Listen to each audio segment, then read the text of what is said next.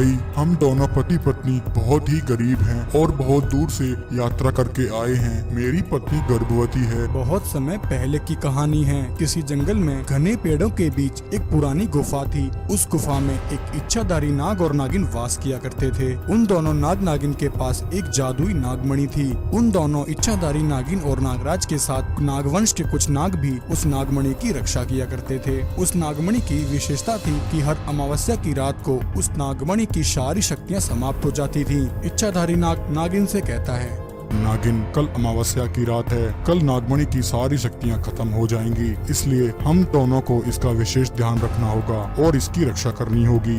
अगले दिन नागवंश के नागों में से एक सांप जंगल में घूम रहा होता है। तभी अचानक उसके सामने एक चुड़ैल आ जाती है। चुड़ैल उस सांप को देखते ही उसे वहीं पकड़ लेती है और उसे अपनी शक्ति से वश में कर लेती है। वह चुड़ैल कहती है, अरे ओ सपोले, अब तू मेरा गुलाम है। अब मैं जो कहूँगी तू वही करेगा। अब तू मुझे जल्दी से उस नागमणि के पास लेकर चल। क्योंकि वह नाग चुड़ैल के वश में होता है तो वह उस चुड़ैल को अपने पीछे उस नागमणि के पास ले जाता है। परंतु वहीं रास्ते में उस चुड़ैल को इच्छाधारी नागिन देख लेती है। वह उसी समय अपनी गुफा में जाती है और नागराज को यह बात बताती है। नागिन की बात सुनकर नागराज कहता है, नागिन, इस समय इस नागमणि की सारी शक्तियाँ नष्ट हो चुकी हैं, इसलिए यह नागमणि यहाँ अब सुरक्षित नहीं है। हमें आने वाली पूर्णिमा तक उस चुड़ैल से इस नागमणि की रक्षा करनी होगी। इसे सुरक्षित रखने के लिए हमें इंसानों के बीच रहना होगा।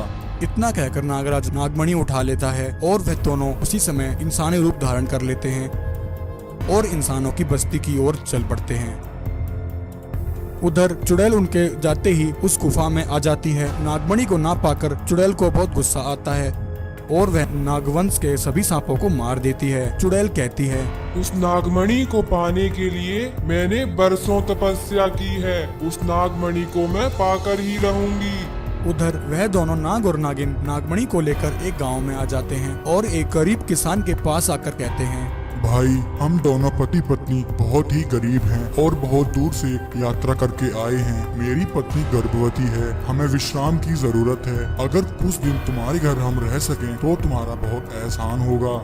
उन दोनों की हालत देखकर गरीब किसान को उन पर दया आ जाती है और वह उन्हें अपने घर रहने की अनुमति दे देता है।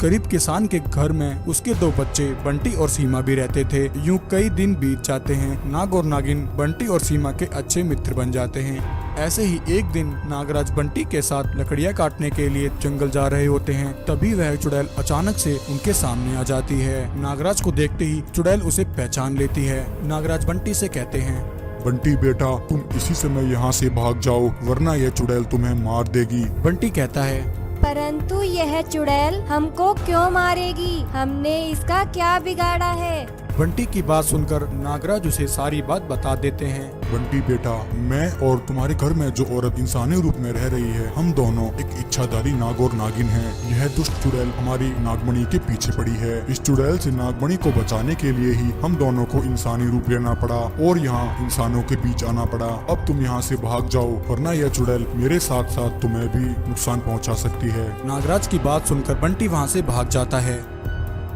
चुड़ैल नागराज से कहती है, नागराज देख, आखिरकार मैंने तुझे पकड़ ही लिया। अब जल्दी से वह नागमणि मुझे दे दे, वरना तू बेमौत ही मारा जाएगा।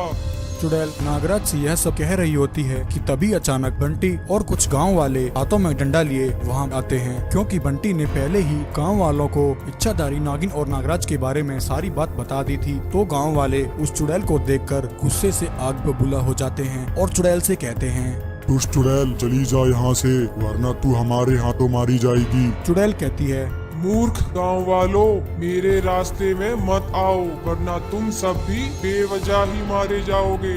चुड़ैल के इतना कहते ही गांव वाले चुड़ैल पर हमला कर देते हैं और उसे डंडों से पीटने लगते हैं। यह सब देखकर चुड़ैल घबरा जाती है और वहां से भाग जाती है। मूर्ख गांव वालों, कब तक इन्हें बचाओगे? मैं फिर वापस आऊंगी।